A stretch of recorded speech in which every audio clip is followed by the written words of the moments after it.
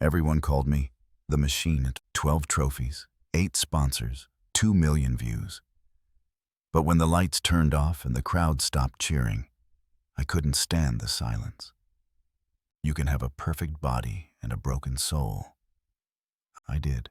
I built my body like armor, but you can't bench press loneliness. You can't deadlift peace. That only comes from Jehovah. I was raised to believe real men don't cry. They conquer. So I conquered. I ate 6 times a day, trained twice, slept 4 hours, and called it discipline. But really it was addiction to approval. Every rep screamed, "See me!" But no one saw me the way Jehovah did. One day my mom said, "Son, I don't recognize you anymore." I laughed it off. But later that night I looked in the mirror and didn't recognize myself either.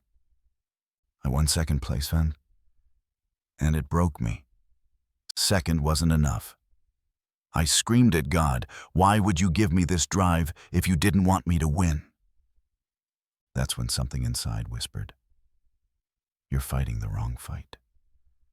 I grabbed my Bible, the one my grandmother gave me, and flipped it open. It landed on Isaiah 40:29 and 31. He gives power to the tired one and full might to those lacking strength.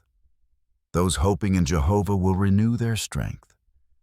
For years I thought I was strong.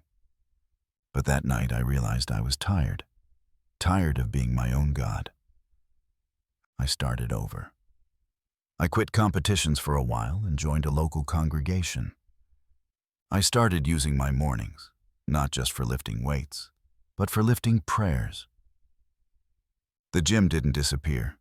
It just changed meaning. Now I walked in not to impress people, but to inspire them. Every set began with gratitude.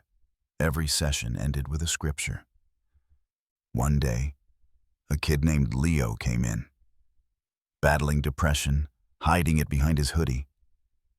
He said, "I don't think God could ever use someone like me."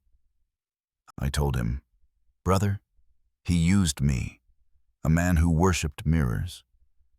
He can use anyone who's willing to kneel." That conversation birthed my foundation, Temple Strength.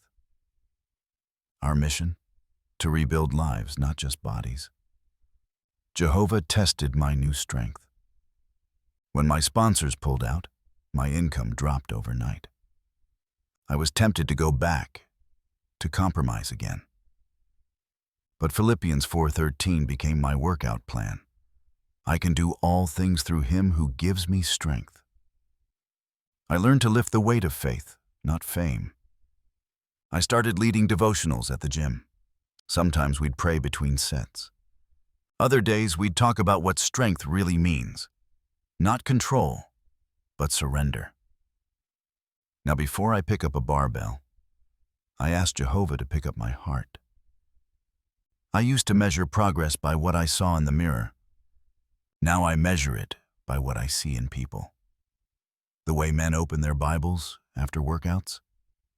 The way women talk about their worth without comparison.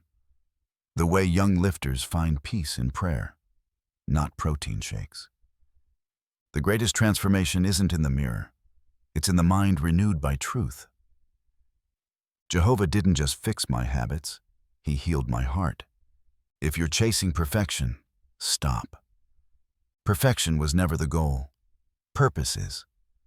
Jehovah never asked us to be flawless. He asked us to be faithful.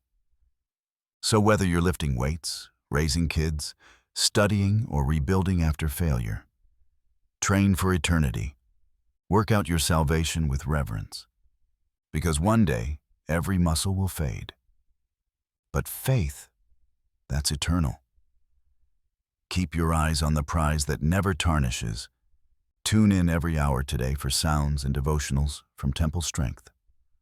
We'll be sharing verses, training tips, and stories of faith from athletes who lift for Jehovah.